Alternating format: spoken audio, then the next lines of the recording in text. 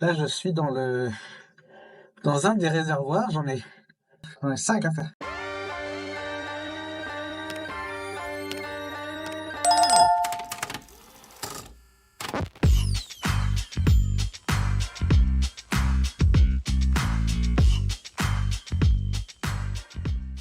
Ces réservoirs-là, ils recevaient à l'époque du gasoil, comme j'avais expliqué. Donc du coup, j'ai fait mon possible pour poncer toute la résine. Donc il y a une accroche et qu'on enlève tout le gasoil un petit peu collant là. Là, je nettoie l'acétone et après, je passe une couche de gel coat ce soir. Comme ça, demain, je mets la deuxième couche. Pareil sur les plaques. Donc, sur les plaques qui viennent se poser ici et qui viennent compartimenter le réservoir. Je suis désolé hein, si on m'entend vraiment mal. Donc si ça résonne, ça fait un peu bizarre. Donc je m'éclaire d'un petit ruban LED pour y voir clair là-dedans. Et puis, euh, et puis je travaille comme ça. On travaille comme on peut. Bon allez, c'est parti. Aujourd'hui, je suis encore mieux équipé qu'hier, ou qu'avant-hier. Du scotch sur les manches pour éviter que la résine elle passe à travers. Et donc là, j'ai attaqué un deuxième réservoir qui était déjà prévu à l'époque pour l'eau. Sauf que malheureusement, le revêtement qu'il avait mis dedans, Monsieur Rizet, à l'époque, elle n'a pas tenu. Donc du coup, il y a de l'osmose. Donc j'ai un peu de résine à faire ce soir, hein, en espérant que ce soit sec, sinon ce sera demain. Parce que je mets le chauffage à fond à 30 degrés dedans. Enfin, je monte progressivement, je mets 20, 25, 30. Et comme ça sèche. Bon. Du coup, en attendant, là, je fais les plaques. Donc, la plaque de la trappe, les plaques de séparation du réservoir. On va pousser tout ça et puis hop, c'est parti. Bon, encore une sale tête, hein, le gars. Bon, bah du coup, hier, j'ai poncé le réservoir, comme vous avez pu le voir dans la vidéo. Une galère sans nom.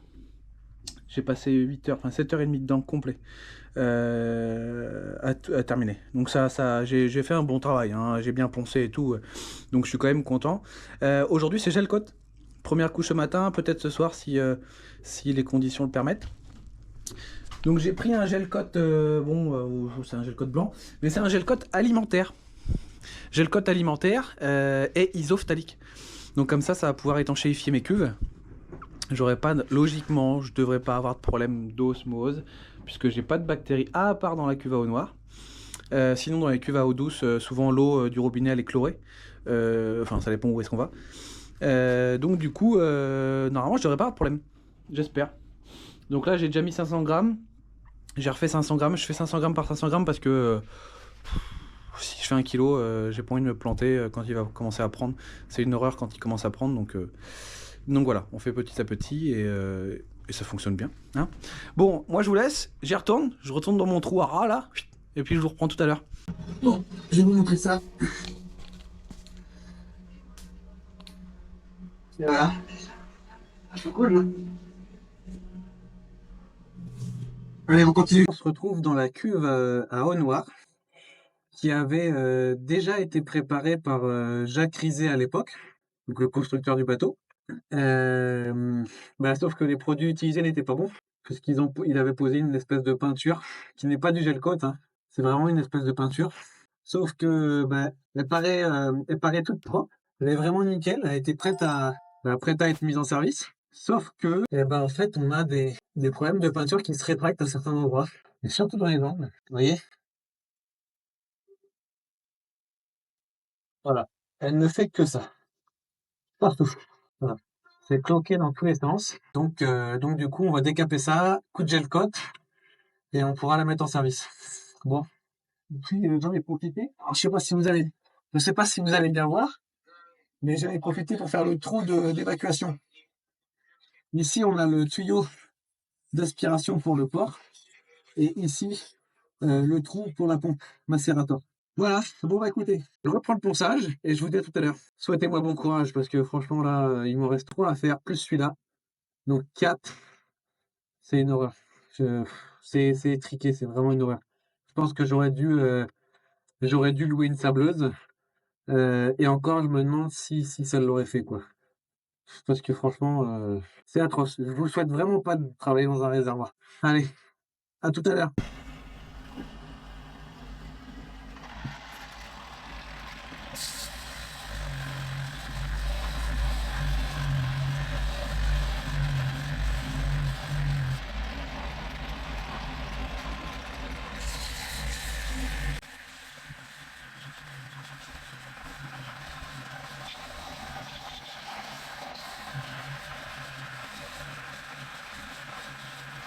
Papa!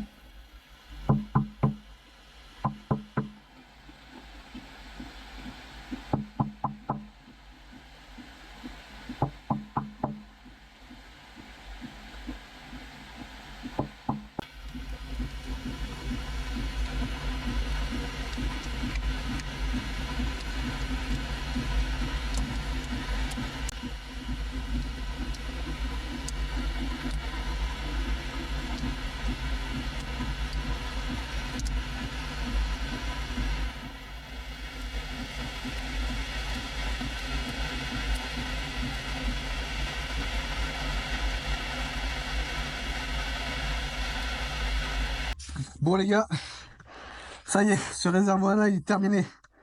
J'ai fini de le poncer. Bon, il me reste le gel coat, évidemment. Mais je suis KO. Il est quelle heure ou pas? Hein? Il est quelle heure? Il est 17h30.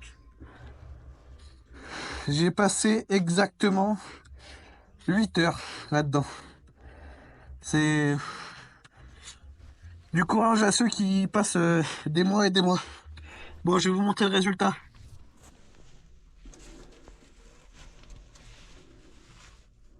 Voilà. C'est fini. Non, c'est fini. Donc là, il reste un peu de blanc. Parce que je peux pas tout enlever. Mais le plus gros, j'ai dû enlever 97%, 98% de ce qu'il y avait là-dedans. Bon, allez, maintenant, j'ai le code, c'est parti. Voilà ce que ça donne une fois que j'ai fait la partie jusqu'où je peux rentrer dedans, aller jusqu'au fond. Hop, je vais essayer de ça filmer correctement. Voilà. Donc ça c'est le fond. Donc ça je rentre dedans pour aller faire le fond. Et une fois que j'arrive au maximum de là où je peux plus rester dedans, je le fais par l'extérieur. Et donc là j'ai accès avec mon bras à peu près partout quoi. Donc voilà. On protège les vis. Je me suis fait baiser sur le premier. Je l'ai pas fait et j'en ai foutu partout. Ça va être une galère à enlever. Donc là, j'ai protégé les vis. Mais bon, on apprend de ses erreurs, hein, comme on dit. Donc voilà. Et là à droite, je sais pas si vous allez le voir, le trou pour l'évacuation, direction le macérator. Et ensuite, à l'eau. Bon allez, je vous laisse moi, parce que c'est déjà mélangé. Il faut que j'applique ça. Première couche sur cette cuve, elle est faite.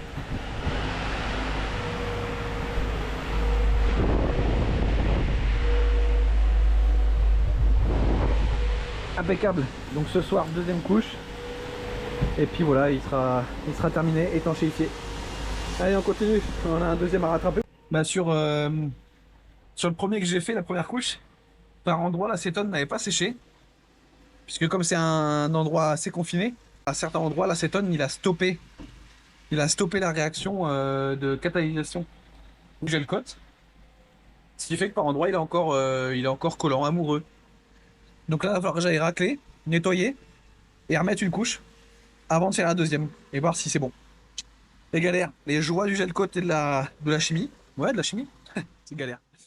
Merci d'avoir regardé la vidéo. On vous dit à bientôt pour de nouvelles aventures et n'hésitez pas à vous abonner.